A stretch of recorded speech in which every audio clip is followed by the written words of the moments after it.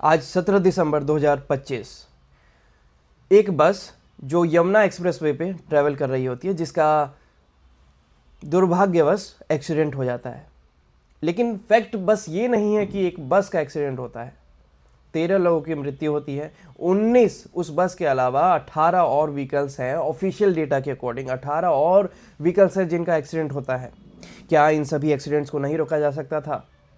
Yamuna highway पे visibility कम है तो उसका सॉल्यूशन किसके पास है? अगर ऐसे एक्सीडेंट्स हो रहे हैं, ये फर्स्ट टाइम तो नहीं हुआ, इससे पहले भी एक्सीडेंट्स हो रहे हैं और लगातार एक्सीडेंट्स हो रहे हैं, लगातार ऐसे एक्सीडेंट्स की वजह से लोगों की जानें जा रही हैं। गवर्नमेंट क्यों नहीं कुछ कर पा रही है?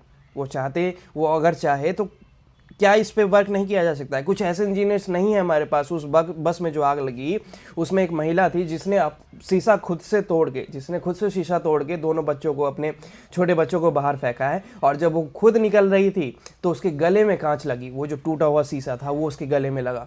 क्या उसको रोका नहीं जा सकता था? क्या इस इंडिया में 150 करोड़ की आबादी में एक ऐसा इंजीनियर नहीं है जिसके माइंड में ये आइडिया आया हो कि बस में, इतना बड़ा जो ट्रांसपोर्ट सिस्टम है हमारा बस, उसमें एक डिटैचमेंट सिस्टम इंस्टॉल किया जाए, जिसमें ऐसी सिचुएशन में जो है ऊपर वाला हिस्सा जो है वो डिटैच किया जा सके, या फिर नीचे वाला हिस्सा डिटैच किया जा सके, या फिर फायर एक्सटिंग्विशर सिस्टम जो है उसमें इंस्टॉल किया जाना चाहिए था। जैसे बॉल्स हो गए, उसमें स्प्रे हो गए, वो सारी चीज़ें क्यों मिसिंग है? गवर्नमेंट चाहे तो नहीं करवा सकती है क्या? 150 करोड़ लोग हैं हमारे पास। क्या उनमें से किसी के पास ऐसा कोई इनिशिएटिव लेने का कोई आइडिया ही नहीं आता है? ठीक है, मेरा समझ में आता है, मेरी स्ट्रीम ह्यूमैनिटीज़ है, और लेकिन जो कैपेबल हैं वो तो इस पे वर्क कर सकते हैं ना। तो वो क्यों पीछे रह रहे हैं? वो कहाँ उनका माइंड जा रहा है? पैसों की तरफ जा रहा है कि किस तरफ जा रहा है? अब ये स्टोरी जो है ये सुनने में लग रहा है फाइनल डेस्टिनेशन की स्टोरी।